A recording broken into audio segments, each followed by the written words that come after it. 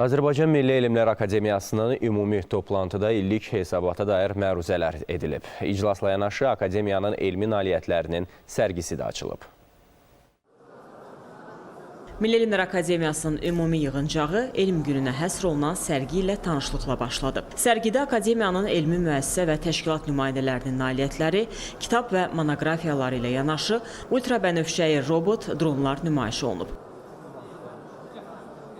Ümumi yığıncaqda Azərbaycan Milli Elmlər Akademiyasının prezidenti vəzifəsini icra edən Arif Həşimov vurğulayıb ki, ötən il elm sahəsi bir sıra hadisələrlə yadda qalıb. Ölkənin elmi müəssisələrində çalışan alimlərin fundamental və tətbiqi tədqiqatları davam edib.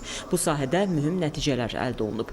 Akademiyanın vitse-prezidentləri Rasim Əliquliyev və Dilqəm Tağıyev məruzə ilə çıxış etdilər. Vurğulandı ki, hesabat ilində elmi tədqiqat müəssisələrində 9 istiqamət üzrə 37 problemə aid 112 mövzudan 52-si, 361 işdən 292-si və 174 mərhələdən 172-si tamamlanıb.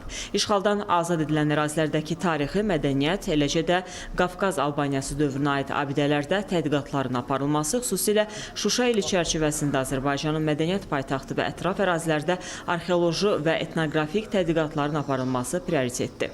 Məruzələr dinləndikdən sonra hesabata dair çıxışlar oldu. Azərbaycan Milli Elmlər Akademiyasının ümumi yığıncağının qərarına əsasən bölmənin elmi müəssisə və təşkilatlarına müvafiq tapşırıqlar verildi. Rüstəm Mikayılzadə, Fərhad Quliyev, Könül Məmmədova, ASTV Xəbər.